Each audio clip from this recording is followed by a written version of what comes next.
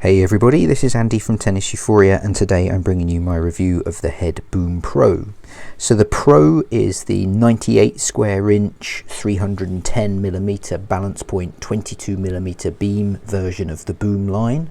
So this is the player's racket out of the two booms. I've reviewed the MP in the last video that I put together, so if you want to learn more about that, I'd suggest having a watch of that. I talk a bit more about the line there as well.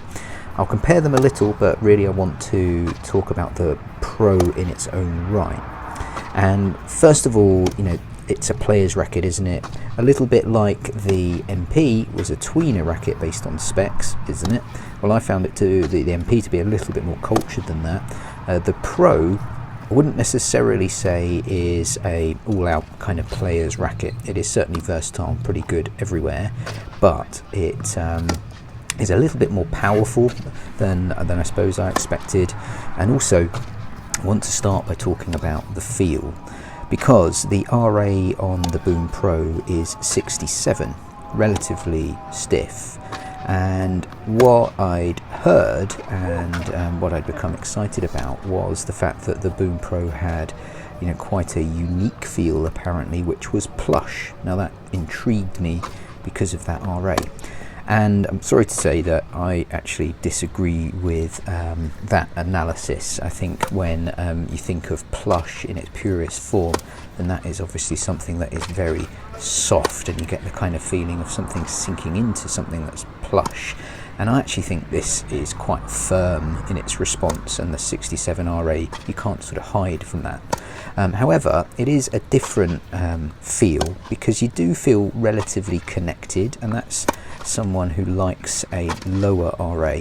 But for 67, I kind of felt in touch with the racket, and it is comfortable as well. So I think that may be down to this aesthetic material. I wonder whether that is indeed any different to Graphene 360 Plus, sort of that feel flex. But nevertheless, quite a unique feel, and I think firm, comfortable actually at the crisp end. So interesting combination. Quality control. So I was lucky to have two. I had my own, and a friend got one and didn't need it for a while, so lent it to me for the review. They were close. One was 309 grams, mine. The other was 312, and my balance point came in at 310, so very close to spec. His was 315. So not a million miles away, but I think, as I'll talk about later, when you look at the two rackets' main competitors, the fact that there's that variance does mean that it's hard for it to find a totally unique spot when you consider what it's competing against. But nevertheless, what I did notice from having the two is that I strung up his heavier racket with quite a thick 16 gauge poly, and a rounded poly, and I strung up mine with 17 gauge head links tour, and I found that the racket actually played much better with links tour. I think that a control orientated string works well in the Boom Pro, because it is quite sort of versatile. It's close to being a player's racket, does most things well, but it is actually relatively powerful. If you really flatten out and hit a shot, it can sail. So I think a controlled string and a controlled poly is a good way to go.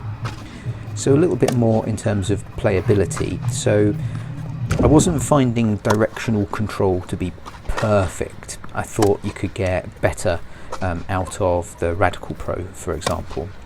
In terms of heavy hitting though in the baseline, thanks again to Liam for spending some time hitting with me, it does work really well against a heavy ball. It's stable, and I think the slightly adjusted head shapes in the booms for both the MP and the Pro does deliver you a slightly bigger sweet spot.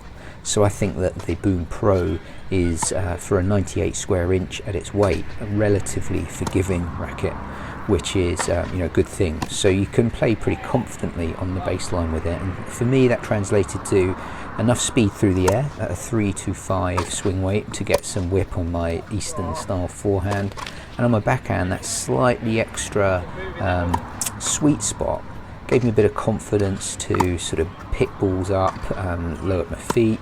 Also, I found to be effective at net because of that sweet spot and the relative speed. and certainly I could sort of play defensively, dig out balls and hit with confidence on the baseline. As I've mentioned briefly, taking it to net was quite a pleasant experience. You could pick up half volleys. It was stable enough and fast enough through the air to be effective at net. The only thing that really surprised me was I missed a little bit of that sort of touch and feel that I suppose I'm used to lower RAs, and so sort of drop shots and finesse shots I didn't think were perfect with this, and I struggled on serve, to be honest, but a bit more about that later. In terms of what it compares to, then here's a reminder of the specs of the Boom Pro. Then of course it's quite close to the Radical Pro, and then of course it is quite close to the Extreme Tour. I guess the Extreme Tour is a little bit lighter. What I found interesting though is that if you compare those sort of string patterns and gaps, they're all obviously 98 square inches, then it's very, very similar. And in many respects, I think that if you're not seriously advanced, or if you're not really into your rackets, you could arguably pick up all three of these at an intermediate level and play to sort of similar levels, and it might even just come down to colour as to what you prefer. However, I think they are all in a similar sort of category. In some respects, this is a kind of comfortable pure strike maybe, but I think the rackets that it compares to mostly is the Extreme Tour and the Radical Pro. I think it does offer a better sweet spot than the Radical Pro and a slightly higher launch angle, and the Extreme Tour gives you a bit more spin and lift. So if you play with more spin, you'll go there, but it does sit nicely in the middle of those two. And if you want to play with a bit of all court versatility and look for something relatively comfortable, actually quite powerful but not bad control, and a good bit of comfort, then this is a good option for you. But I guess that goes to highlight the sort of complexity and the amount of rackets in the headlines, in that maybe its main competition is in those areas. It does make you quite excited about what the Orsetic material will do to the Extreme Tour, because I don't know whether I'm alone in this, but without a dampener, the Extreme Tour has a sort of slightly strange sound on response. So overall, I think good racket. I'm not necessarily buying into this really unique and special feel, but it does have a different feel, and I think it is a good all-round versatile, relatively forgiving, comfortable racket. So well done, Head.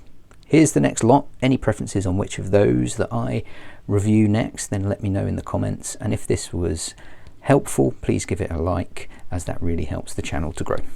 Many thanks.